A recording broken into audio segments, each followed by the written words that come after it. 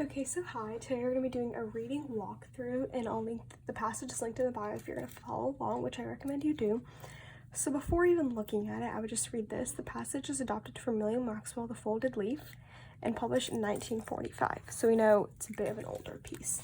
So now we're going to look at the questions. Okay, so over the course, the primary focus. So we're going to look at, there's going to be a shifts from. The main purpose of the first paragraph, so I'm just going to go to the first paragraph right here, go like this, and just say MP to make sure I'm looking for the main purpose. Number 3, it can reasonably infer that Irma, the waitress, thinks Limey is through eating, line 37, because. So line 37, the waitress, whose name is Irma, thought he was through eating. So why? We're going to need to know that. Limey's primary expression of party of 4 in line 42 is that they. Okay, line 42. Party of 4, we know what Limey thinks of them, and there's going to be evidence for that, as indicated by number 5. So number 6, the narrator indicates that Limey family closes the history book because, okay, there's no line number for that. The primary impression created by the narrator's description of Mr. Peters in lines 74 through 79. Okay, so 74 through 79, these are the lines. What do we get from that? The main idea of the last paragraph. So this is the last paragraph. We're going to need to know the main idea. So look out for that. More questions. There's going to be evidence that supports that, so just star that. And as used in line 93, becoming most nearly means. Let's go to line 93. It's in the last line. Okay. So, and again, I would just mark your evidence questions, like circle them or star them. Just know that there's going to be evidence that goes with them. So now let's start actively reading. And what I mean by actively reading, I mean honing in on the details, the words, not really thinking about anything else but this passage. And then we're going to answer the questions as we go. Okay. The Alcazar restaurant was on Sheridan Road, near Devon Avenue. It was long and narrow, with tables for 2 along the walls and tables for 4 down the middle. The decoration was art moderne, except for the series of murals depicting the 4 seasons and the sick ferns in the front window. Limey sat down at the second table from the cash register and ordered his dinner. The history book, which he propped against a catsup in the glass sugar bowl, had been used by others before him. Blank pages front and back were filled in with maps, drawing dates, comic cartoons, and organs of the body, also with names and messages no longer clear and never absolutely legible. On nearly every other page, there was some marginal notation, either in ink or in very hard pencil. And unless someone had a set of glass of water, the marks on page 177 were from tears. So what was the main purpose of that? Let's look. The main purpose of the first paragraph: introduce the passage's main character by showing his nightly habits. We don't know if this is nightly, so since this word is wrong, the entire answer is wrong. Indicate the date the passage takes place by presenting period details. It's not really period details, he's just kind of in the cafe and they're showing what's around. Like, this could easily take place in like 2020, we could not tell the difference. Convey the passage's setting by describing a place and object. I think this is the yes, as it describes the book and it describes everything in the cafe or whatever. Foreshadow an event. No, we're not foreshadowing anything, so this was just C. So now we're going to keep reading. While Limey read on about the Peace of Paris signed on 13th of May 1814 between France and the Allied powers, his right hand managed again and again to bring food up to his mouth. Sometimes he chewed, sometimes he swallowed the whole food that he had no idea he was eating. The Congress of Vienna met, with some allowance for delays, early in November of the same year, and all the powers engaged in the war on either side sent plenipotentiaries.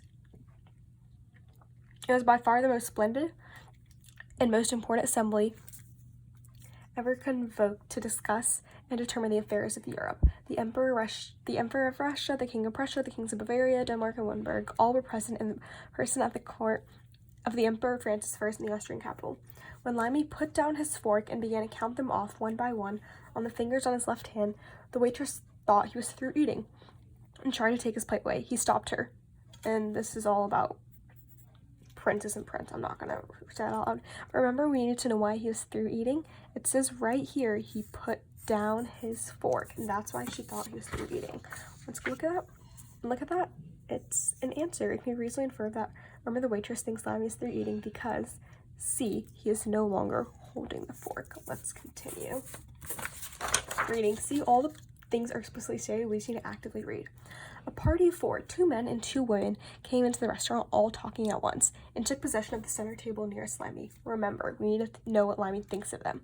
The women had shingled hair and short, tight skirts which exposed the underside of their knees when they sat down. One of the women had the face of a young boy, but disguised by one trick or another, rouge, lipstick, powder, wet bangs plastered against the high forehead, and a pair of long pendant earrings, to look like a woman of 35, which as a matter of fact she was. The men were older. They laughed more than they seemed any occasion for, while they were deciding between soup and shrimp cocktail, and their laughter was too loud. This is an opinion. But it was the women's voices, the terrible, not quiet, sober pitch of the women's voices, which caused Limey, see when you know what Limey thinks of them, which caused Limey to skim over the whole 2 pages without knowing what was on them. Fortunately, he realized this and went back. So we can infer, since he skipped over those pages, he's annoyed by them. He thinks they're loud, not good. The party of 4 are noisy and distracting, maybe, because, again, he skipped over those pages. Are fresh and changed? No. Resemble characters from his history book. His history book is about, like, kings and queens. They don't really resemble them. Represent glamour and youth? No. He knows the men are old. So the only answer is A. And the evidence which we got for that was right around here, which caused Limey to skim. So these lines are about 55 or 60, and that is an answer choice right here. And again, to think about it, that answer choice is the only one where it actually discusses Limey, because it says, what does Limey think of them? And those lines are the only part where it talks about what Limey thinks of them. So again, you just have to look at the evidence very carefully and make sure it corroborates everything the question is asking. See what Limey thinks. So let's continue. We have questions 6, 7, 8. Okay. Otherwise, he might have never known about the secret treaty concluded between England, France, and Austria when the pretensions of Prussia and Russia acting in concert seemed to threaten a renewal of the attack. The results of the Congress were clearly stated at the bottom of page 67 and at the top of page 68. But before Limey got halfway through them, a coat that he recognized as his father's was hung on the hook next to his chair. Limey closed the book and said, "I didn't think you were coming." So Limey's father is now here. I remember we had a question, it was number 6, the narrator indicates that Limey finally closes the history book because, so he closes the history book because, look, Limey closed the book. I didn't think you were coming. And he's saying you to his father. So his father has joined him at the table is the correct answer because his father has come. Time is probably no more unkind to sporting characters than it is to other people, but physical decay unsustained by respectability is somehow more noticeable. Mr. Peters' hair, we can infer that Mr. Peters is his father, hair was turning gray and his scalp showed through on top. He had lost weight, and also he had no longer filled out his clothes the way he used to. His collar was poor, and the flower had disappeared from his buttonhole. In its place was an American Legion button, so we can imagine that he's old and kind of skinny and losing weight. In the primary description of 74 through 79 is that he is healthy and fit. No, that's the exact opposite. It doesn't say anything about his emotions. It doesn't say anything about him being nervous, so aging and shriveled is the correct answer because this entire thing talks about how he's old. See, he's balding, his color was poor, he no longer filled out the clothes, like, he's getting skinnier. So now let's look at the last paragraph. Apparently, he himself was not aware that there had been any change. He straightened his tie self-consciously, and when Irma handed him a menu, he gestured with it so that 2 men at the next table would notice a diamond ring on the 4th finger of his right hand.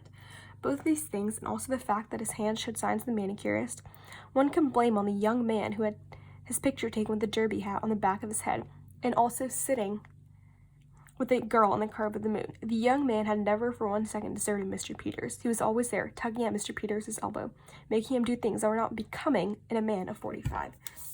So remember, we need to know what becoming is. So becoming, I would say they're using becoming in a sense it's not like adequate for this person, or it's not like meant for this person. And I think fitting is probably the word that makes the most sense. Just put it in the sentence. Making him do things that were not emerging in a man of 45, no. Making him do things that were not fitting in a man of 45, yes. Making him do things that were not developing in a man of 45, no. Making him do things that were not happening, no. So now we need to look at the main idea, and remember this is an evidence question. So the main idea in the last paragraph is Mr. Peters, I would say, not neglect spend time, because he is with his son, is very conscious symbols of wealth and power. You could infer this because of the diamond ring, but I would say the power there is not implied because it doesn't say what job he has or like how he's powerful, just that he's maybe wealthy because of the ring, so this is wrong. Is preoccupied with the knowledge that he's growing old. See here, it actually says that the young man never deserted himself, so he doesn't feel that he is going old. So I would say behaves as if he's a younger version of himself to make more sense. And now let's go to the evidence. 80 to 81 apparently change. Apparently he himself was not aware that there had been any change. No. See, like that's the thing, like he doesn't know he's growing old. 81 through 85, he straightened him. He straightened his tie self-consciously, and Irma handed him a menu. He gestured that so the two women would notice a diamond ring on the fourth finger. I think this might be it because he's trying to act younger than he is to other women and see that he's available or single. That's what it may be. 90 to 91. The young Mr. Peterson never deserted him for 1 second. See, that just repeats a claim, but it doesn't provide any evidence that he wants to, look, attract attention. He was 45. He was always doing things that were tugging at. See, this just again restates the thing, but this actually shows the thing that he wants to attract attention because he made sure that these two girls would see the ring on his right hand to show he's not married.